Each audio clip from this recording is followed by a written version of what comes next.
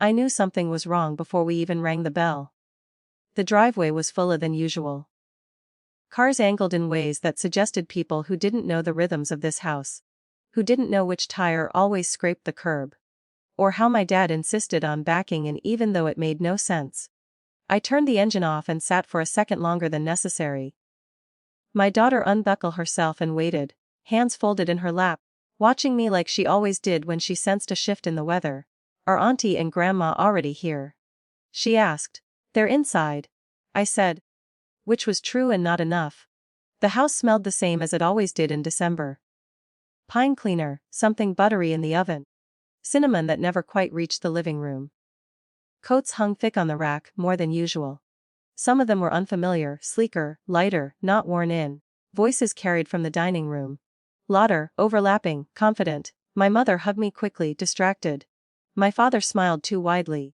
Already apologetic for something he hadn't named yet. My sister waved from the table without standing.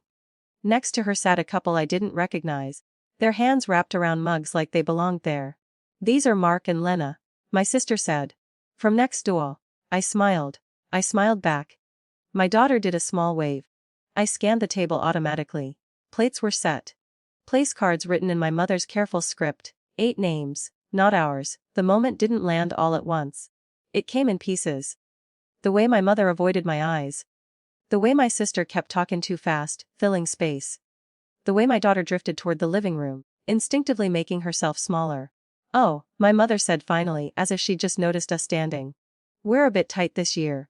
Tight, as in space. As in patience. There's no room at the table, she added, lightly. Like it was a scheduling issue. We thought you and Lily could eat later. Maybe on the coffee table. Later. After the neighbors. My daughter looked up at me. Not confused, just checking. Waiting to see what this moment would teach her. I didn't argue. Not because I didn't have words. I had too many. I could have listed the empty chair by the wall. I could have reminded them that we confirmed weeks ago. I could have said that tradition wasn't supposed to cut this sharply. But I recognized the shape of the moment. This was how it always happened, exclusion disguised as logistics.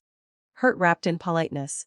If I protested, it would become about my tone, my sensitivity, my inability to be flexible. I knelt and helped my daughter take off her coat. Sweetheart, I said quietly. Can you stay right here for a second? She nodded, she always nodded. That's what undid me more than anything. I went back to the car and brought in the gifts. They weren't extravagant. Just thoughtful. The scarf my mother had mentioned liking months ago. The book my father said he never bought for himself. The puzzle my sister loved but never finished. Small things chosen with attention, with the assumption that we belong. I set them on the sideboard one by one. Said who they were for. Didn't raise my voice. Didn't explain. The room changed temperature. Mark and Lena shifted in their seats. They looked at each other, then at the table, then back at me. They hadn't known the problem, and they knew it now. Oh. Lena said softly. We didn't realize. It's fine. I said. And I meant this is done. I went back for our coats. My mother followed me, her voice already climbing. Don't leave. You're overreacting. It's just how it worked out. My father stood in the doorway, hands open like he could hold the moment still. Let's just talk. Sit down for a minute. Talk meant negotiate my dignity in front of my child. Talk meant turning this into something abstract instead of exact. I helped my daughter into her boots. She didn't cry. She didn't ask why. She watched. That was when Mrs. Alvarez spoke. She had been quiet all evening, seated at the far end of the table. A friend of my parents for decades. Invited every year, the kind of person whose presence was assumed. When she stood, the room obeyed without meaning to. There is room, she said calmly. Not loudly, clearly. There was always room. You chose who it was for. No one interrupted her. No one could. My mother opened her mouth, then closed it. My sister stared at the table. The neighbors looked embarrassed, not at themselves, but at the situation they'd been placed in. Chairs scraped suddenly. Someone said, "We can move." Someone else said, "Of course, there's space."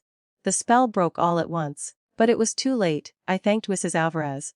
She squeezed my arm just once as we walked out. My mother called my name again, softer this time. My father didn't follow, he stayed where he was. As if crossing the threshold would force him to choose. The cold outside was clean and bracing. My daughter buckled herself in. Did we do something wrong? She asked, finally. No, I said.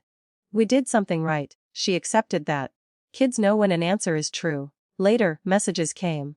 Apologies that hovered just short of responsibility. Explanations that leaned on tradition like a shield. Invitations framed as generosity. I didn't respond right away. Christmas didn't end that night. It just shifted. Something quiet and undeniable moved into place. Next year, the invitations were different. Careful, explicit. The table was mentioned early, and my daughter, older now, watching still, never asked again where she was supposed to sit.